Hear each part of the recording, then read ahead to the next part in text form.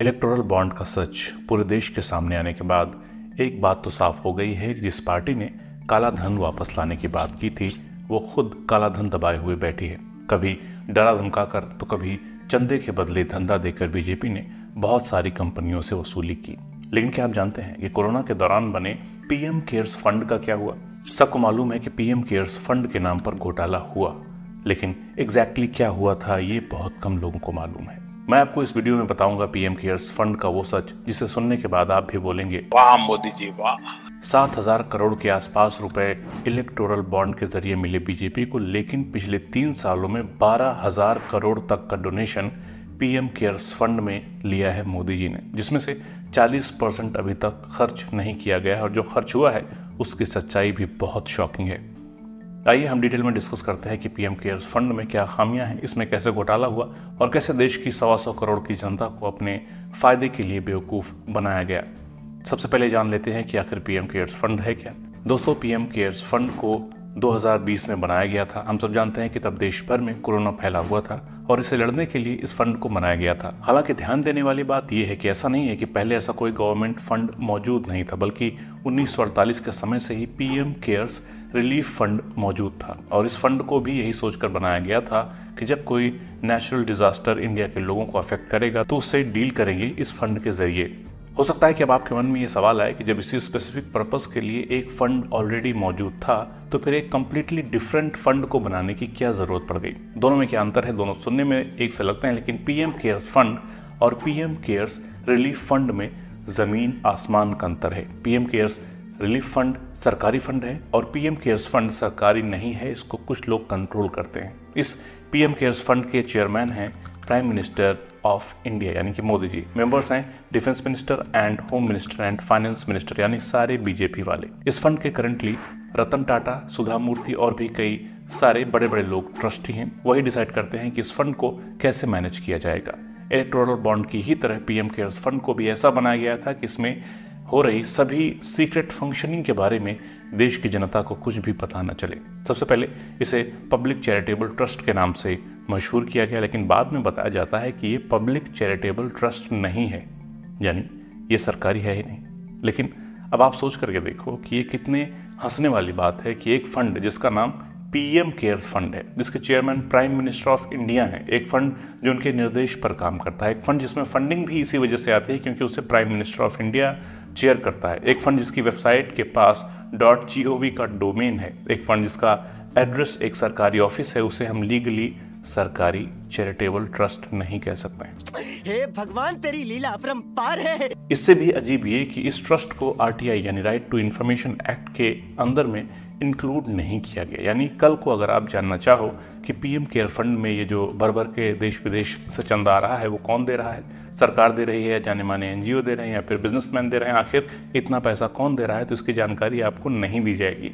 यहाँ पर भी वही इलेक्टोरल बॉन्ड वाला खेल है कि कंपनियां क्या देंगी इसके बारे में आपको कुछ नहीं पता चलेगा। अब जब पता ही नहीं चलेगा तो कोई भी स्कैम कर लो, कोई भी करप्शन कर लो, वसूली कर लो। बात तो सही है। इन पॉइंट्स को समझने के बाद एक बात क्लियर हो जानी चाहिए कि पीएम केयर्स फंड भी बिल्कुल इलेक्टोरल बॉन्ड की तरह ही है जिसमें ट्रांसपेरेंसी जीरो है। पर हैरानी वाली बात तो ये है कि सरकार पीएम केयर फंड की ट्रांसपेरेंसी को लेकर ऐसा तर्क देती है कि उनका कहना है कि पीएम केयर फंड एक पब्लिक चैरिटी ट्रस्ट नहीं है, सरकार की तरफ से कोई फंड नहीं मिलता है, सरकार ना ही उसे फाइनेंस करती है। और तो और उनका ये तक कहना है कि इसमें जो भी कंट्रीब्यूशन होते हैं वो लोग अपनी मर्जी से करते हैं, किसी को भी फोर्स नहीं किया जाता है और इसकी एक इंडिपेंडेंट ऑडिट भी कराई जाती है। खैर, ये तो सरकार का कहना है, लेकिन अब आप इनका झूठ पकड़ना, क्योंकि हकीकत तो ये है कि 12,000 करोड़ में से 3,000 करोड़ रुपए तक इस फंड में पब्लिक सेक्टर की कंपनियों से मिले हैं। ओएनजीसी ने 300 करोड़ तक का रुपए कोविड के टाइम इस फंड में डाले थे। इसी तरह एनटीपीसी ने 400 crore, power grid corporation of India ने 250 करोड़, पावर फाइनेंस कॉरपोरेशन ने 200 करोड़ और इंडियन ऑयल कॉरपोरेशन ने 225 करोड़ दिए थे। इस कंट्रीब्यूशन को दो तरीके से लिया गया है। पहले तो जो प्रॉफिट हुआ उसमें से डायरेक्टली 1% ऑफ मनी को निकाल कर पीएम केयर फंड में ट्रांसफर कर दिया गया। दूसरा, सरकारी कंपनियों में काम करने वाले एम्प्लॉयज की एक दिन की सैलरी इस पीएम केयर फंड में कंट्रीब्यूट करी गई है। एक दिन की सैलरी लगभग 16 करोड़ रुपए के बराबर है और पहले ये बोला गया था कि इस ट्रस्ट में वॉलंटरी बेसिस पर कोई भी डोनेट कर सकता है, पर रियलिटी ये थी कि एम्प्लॉयज़ के ऊपर ये चीज़ फोर्स करके लाई गई थी कि आपको देना ही देना है। वो तो बाद में जब क्रिटिसिज्म हुआ तब जाकर इन्होंने उसको बदला था, वरना इरादा वही था। इस फंड को पहले साल तो 70% कॉन्ट्रीब्यूशन PSU से ही मिला था, बाद में वो 30% हो गया। अब आप मुझे ये बताइए कि सरकारी कंपनी में जो पैसा है वो उनका अपना खुद का है या उनके पूर्वज छोड़ गए थे? भाई है तो पैसा वही जो जनता से टैक्स लिया है। अब अगर उस पैसे को किसी ट्रस्ट में कंट्रीब्यूट कर रहे हैं तो उसका क्या ये मतलब नहीं हुआ कि वो ट्रस्ट एक तरीके से सरकारी पैसे को ही ट्रस्ट में डाल रहे हैं? फिर सरकार किस आधार पर ये कह सकती है कि इस ट्रस्ट में एक भी रुपये सरकारी नहीं है? ये कुछ नहीं, सरकार का वही दांव है। झूठ बोलो, झूठ बोलो, झूठ बोलो, बार बार बोलो, बार बार बोलो, बार बार बोलो। कोविड-19 के समय बनाया गया ये ट्रस्ट, जिसे पहले साल 3000 करोड़ समथिंग कंट्रीब्यूशन मिला था, जिसमें 90% डोमेस्टिक कंट्रीब्यूशन था। साल 2022 आते आते 10,000 करोड़ तक के चंदे मिल चुके थे इसमें, जिसमें 494 करोड़ बाहरी देशों से मिले हैं। आइए अब देखते हैं कि ये जो इतना सारा पैसा मिल रहा है आखिर इसका किया क्या जा रहा है। इस फंड से 2020-21 और 2022 के दौरान लगभग 7500 करोड़ रुपए का खर्च किया गया है, जिसकी लिस्ट ऐसी है। कोविड का टाइम हम सबको याद है कि कितना बुरा था, लेकिन उस टाइम ने हम सबको हमारे देश की एक असली तस्वीर दिखाई थी, जहां हमें 70,000 वेंटिलेटर्स की ज़रूरत थी, वहां हमारे पास बहुत कम वेंटिलेटर्स मौजूद थे। यही सोचकर सरकार ने 50,000 मेड इन इंडिया वेंटिलेटर्स पर पैसे खर्च करने का निर्णय लिया था। इस प्रोजेक्ट को फुलफिल करने के लिए सरकार ने PM केयर फंड से पैसा लिया था।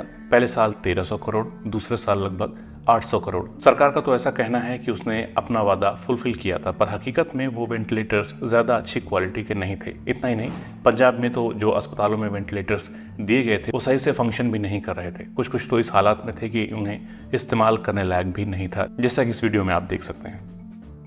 प्राइम मिनिस्टर योजना वाले जो हैं उसमें से लगभग 62 वेंटिलेटर्स वो ख़राब हैं और वो शुरू से ही ख़राब हैं। ये सिर्फ फरीदकोट में ख़राब नहीं है, ये मेरे ख्याल से पंजाब में और सारे देश में ये ख़राब होंगे क्योंकि इनकी क्वालिटी अच्छी नहीं थी। PM केयर से ये फंड से आए थे ये। इसके अलावा जहां दिल खोलकर पैसे खर्च किए गए हैं वो है वेलफेयर ऑफ द माइग्रेंट्स। इस पर 1000 करोड़ सरकार ने खर्च किए हैं। ये उन लोगों को दिए गए थे जो बाहर काम करते थे लेकिन अब वापस लौट आए थे, या फिर जो शहर में काम करते थे लेकिन लॉकडाउन की वजह से उन्हें अपने गांव में ही रहना पड़ रहा था, तो उन्हें गवर्नमेंट ने 1000 रुपये मंथली देने का वादा किया था। अब ये स्कीम ग्राउंड लेवल पर कितनों को मिली और कितनों को इससे फ़ायदा हुआ, इसको लेकर गवर्नमेंट की तरफ से कोई जवाब मौजूद ही नहीं है। एक्टिविस्ट्स ने बार बार RTI के जरिए इस इंफॉर्मेशन को जानने की कोशिश की, लेकिन उन्हें जानकारी नहीं दी गई। उल्टा दिल्ली सरकार का तो यहाँ तक कि कहना है कि उन्हें एक भी रुपया केंद्र सरकार की तरफ से नहीं मिला, यानी ये 1000 करोड़ कहाँ गए कोई नहीं जानता।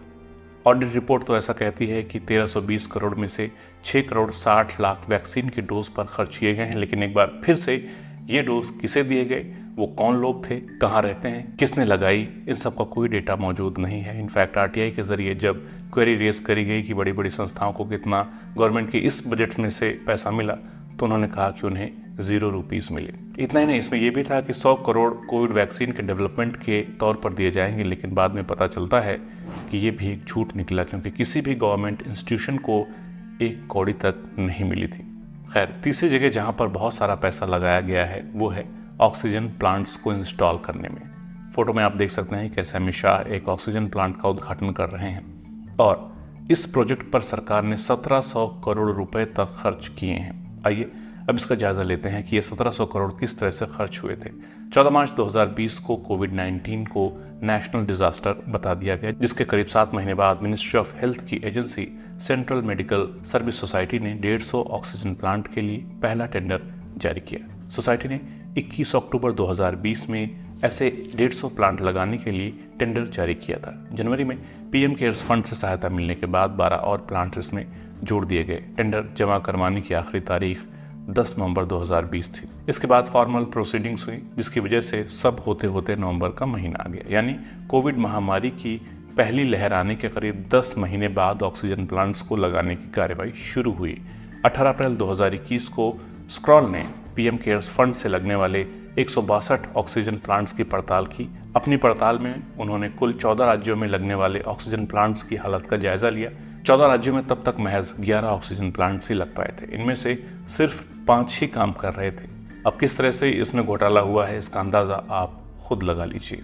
इस खबर के छपने के ठीक बाद health care and family development department ने ट्वीट करके बताया कि 18 अप्रैल तक कुल 33 प्लांट इंस्टॉल हो चुके हैं, लेकिन इसमें ये जिक्र नहीं किया गया कि इसमें से कितने काम कर रहे हैं। सरप्राइजिंगली 18 अप्रैल 2021 को मिनिस्ट्री ऑफ हेल्थ ने किए गए ट्वीट में दावा किया कि हिमाचल को मिले कुल 7 प्लांट्स में से 4 लग चुके हैं, लेकिन 23 अप्रैल 2021 को द ट्रिब्यून में छपी खबर के मुताबिक उनमें से एक काम का था। इसी तरह 16 अप्रैल 2021 को द हिंदू में छपी रिपोर्ट के मुताबिक एमजीजी जनरल अस्पताल में ऑक्सीजन की कमी के चलते 5 मरीजों की मौत हो गई।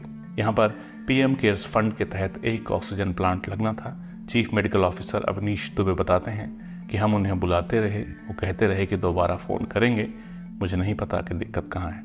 इतना ही नहीं, बिहार में लगने वाले 119 पीएसए ऑक्सीजन प्लांट्स में से 44 1-2 हफ्ते के बाद ही ख़राब हो गए थे और उनकी फंक्शनिंग गड़बड़ हो गई थी। और ऐसा एक जगह नहीं हुआ, कम से कम 5 जगहों पर ऐसा हुआ था। इसके बाद 500 करोड़ रुपए ऑक्सीजन कंसंट्रेटर पर खपत किए गए हैं, जिसका एम था 1 लाख ऑक्सीजन कंसंट्रेटर को इंस्टॉल करना। इसका प्रोजेक्ट ओएनजीसी को मिला था। ओएनजीसी की मीडिया रिपोर्ट्स की माने तो उसने इसे पूरा किया था, पर इस जानकारी में झोल है, क्योंकि सबसे पहले तो ओएनजीसी की मीडिया रिपोर्ट कह रही है कि उसने एक्चुअल अमाउंट 560 करोड़ खर्च किए हैं। सेकंड पॉइंट, उसने कहा कि 1 लाख ऑक्सीजन कंसंट्रेटर लगाए हैं, पर ऑडिट करने वाली फर्म ने अपने स्टेटमेंट में लिखा है कि इस प्रोजेक्ट पर केवल 500 करोड़ खर्च किए गए हैं और उसको खर्च करने की वजह से 99,986 ऑक्सीजन कंसंट्रेटर लगे।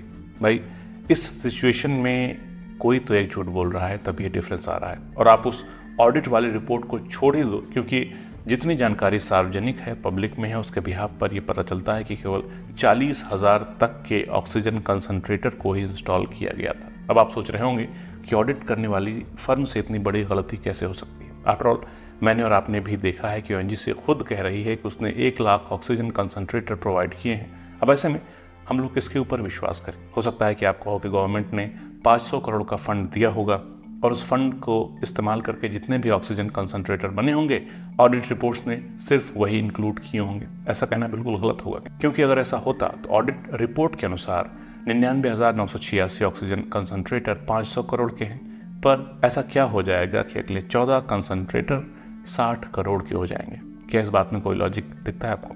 जाहिर सी बात है कि यहाँ पर कुछ तो घपला है, वरना खाली 14 कंसंट्रेटर किसी भी हाल में 60 करोड़ के हो ही नहीं सकते हैं। तो यानी कोई तो झूठ बोल रहा है। और जब आप थोड़ी सी और रिसर्च करोगे या इस सब्जेक्ट को थोड़ा डिटेल में पढ़ोगे तो आपको समझ आएगा कि इस फंड की ऑडिट सिर्फ नाम के लिए एक इंडिपेंडेंट कंपनी कर रही है, क्योंकि हकीकत तो ये है कि जो फर्म इस फंड को ऑडिट करती है, यानी सार्क एसोसिएट्स, उसके ओनर सुनील कुमार गुप्ता मोदी जी के बहुत बड़े फैन हैं। बीजेपी के कई नेताओं के साथ उनका उठना बैठना है, आरएसएस वालों से भी उनकी जान पहचान है। इसके साथ साथ और भी कई एक्सपेंडिचर किए गए हैं, लेकिन उसकी कुछ स्पेसिफिक जानकारी सही तरीके से पब्लिक में मौजूद है ही नहीं। इसकी वजह से एक बहुत ही इंपॉर्टेंट सवाल ये उठता है कि जो ये पैसा कंट्रीब्यूट किया जा रहा है, क्या उसे एक्चुअली में यूज़ में भी लाया जा रहा है या फिर कंपनी को काम देने के नाम पर कमीशन खाया गया? कैसे खाया गया कमीशन, किसने खाया, ये सब जानकारी बाहर आनी चाहिए। लेकिन तभी जब इस वीडियो को देखने के बाद हम और आप सरकार से सवाल पूछेंगे, इसलिए आगे भी वीडियो को ध्यान से सुनिए और समझिए। तो दोस्तों, इस फंड को बनाने के पीछे भले ही नेक इरादा रहा हो, लेकिन जिस तरह से इसने अपने कामों को किया है उसको देखने के बाद ये कहना कि ये फंड बहुत अच्छे तरीके से मैनेज किया जा रहा है, झूठ होगा।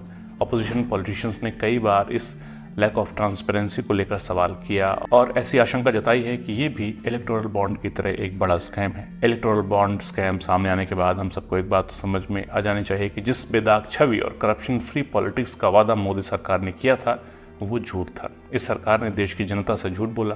पहले इलेक्टोरल बॉन्ड के जरिए देश का पैसा खाया गया और अभी हमने पीएम केयर्स फंड की बात की ही।